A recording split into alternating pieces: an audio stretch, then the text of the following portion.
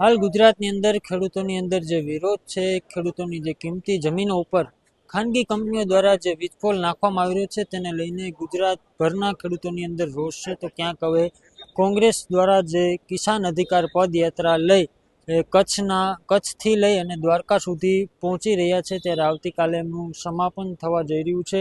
દ્વારકા પહોંચવાના છે અને એક ફરિયાદરૂપી ભગવાન કાળિયા ઠાકર પાસે દર્શન કરવા માટે જઈ રહ્યા છે. સરકારને દ્વારકાધીશ છે તે સમજાવે તેવી એક ફરિયાદ રૂપે દ્વારકા પહોંચવાના છે. આપણી સાથે લાલજીભાઈ દેસાઈ છે, તેમની સાથે જ વાત કરશું.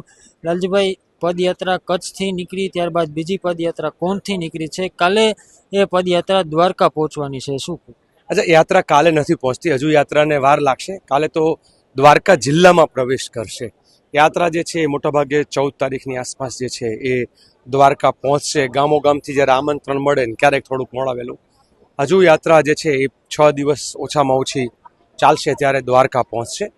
આ દ્વારકા પહોંચીને મૂળ વાત જે છે કે ગુજરાતભરના ખેડૂતો બધા જે છે એ ત્યાં ભેગા થશે અને ખાસ કરીને જે ગુજરાતની સૌથી સળગતી સમસ્યા છે વીજ પોલને લઈને, આ વીજ પોલમાં સરકાર હજુય કુલડીમાં ગોળ ભાંગે છે. ભારત દેશના કાયદા મુજબ ખેડૂતોને જે છે વળતર આપવાના બદલે કંપનીઓની ગુલામી કરીને કંપનીઓની ઈચ્છાને અનુરૂપ એ 2 ગણા બજાર ભાવના કહે છે, કાયદો 4 ગણાનો કહે છે. ક્યાંય જનસુનવાઈ થતી નથી, ક્યાંય લોકોની કન્સેન્ટ લેવામાં, સહમતિ લેવામાં નથી આવતી.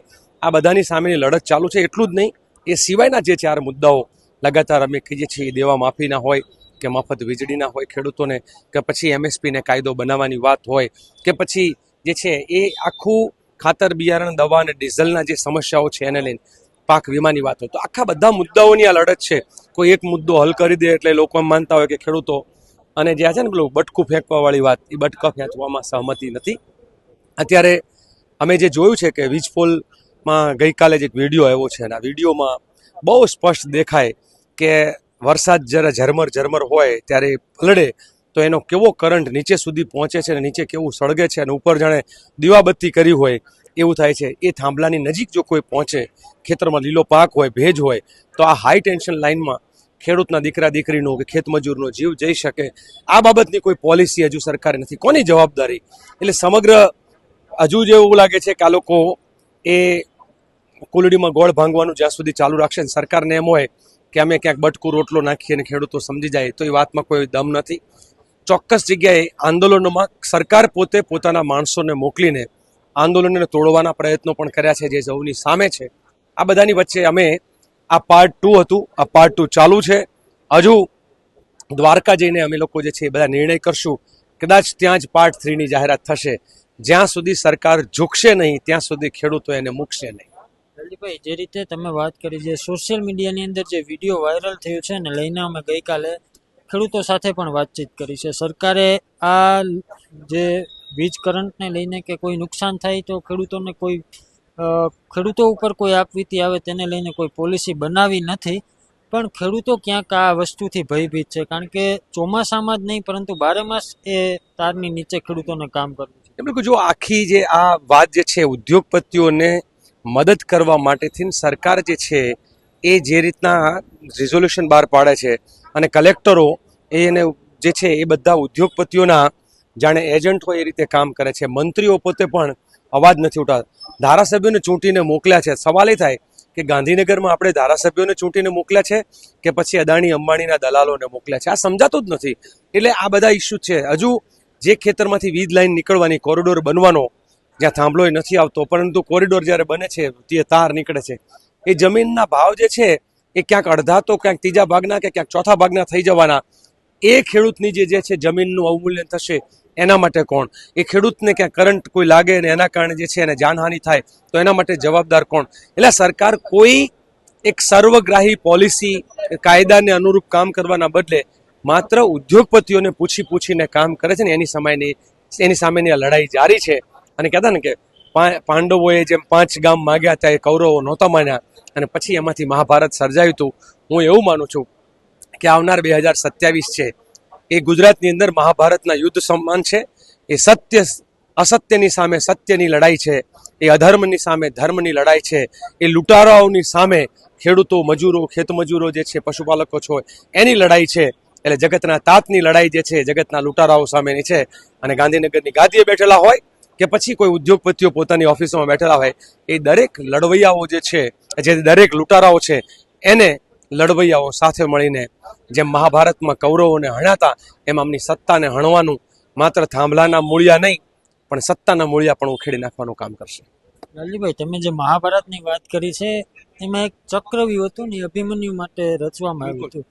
અત્યારે ક્યાંક આ ચક્રવ્યૂહનું અભિમન્યુ ખેડૂત બનતો હોય એવું તમને લાગે? જુઓ, મને આ તમે જે વિચાર્યું એક્ઝેક્ટલી હું આવું વિચારતો હતો કે અમારા માટે એ ટ્રેક્ટર યાત્રા વખતે એમણે ચક્રવ્યૂહ રચ્યો હતો અને એ ચક્રવ્યૂહમાં ખેડૂતને ફસાવાનું, આંદોલનને ફસાવાનું, એવું જ ચક્રવ્યૂહ એમણે જેતપુરના અંદર જે છે એ જે સામસામા આક્ષેપો કરીને એ ચક્રવ્યૂહ એ બેઝિકલી ખેડૂતોના આંદોલનને તોડી નાખવા માટેનું સરકારનું એક ષડયંત્ર જ છે. એમાં કોઈ વ્યક્તિ દોષી હોય, કોઈ કલાકાર દોષી હોય કે કોઈ સરકારી નેતા, કોણ દોષિત છે એમાં મારે નથી પડવું, પરંતુ એક ચક્રવ્યૂહમાં આંદોલનને ફસાવાનું સરકારી જે ષડયંત્ર હતું. પણ હું એમ માનું છું કે બધાય ચક્રવ્યૂહને ભેદીને અમે લોકો જે છે દ્વારકા સુધી પહોંચવાના છીએ અને આ બધાય એ સાતે કોઠા પાર કરી અને તમે જુઓ તો ખરા કેવી હજુ અડધે રસ્તે પહોંચ્યા ત્યારે અડધી જીત તો થઈ જ ગઈ છે.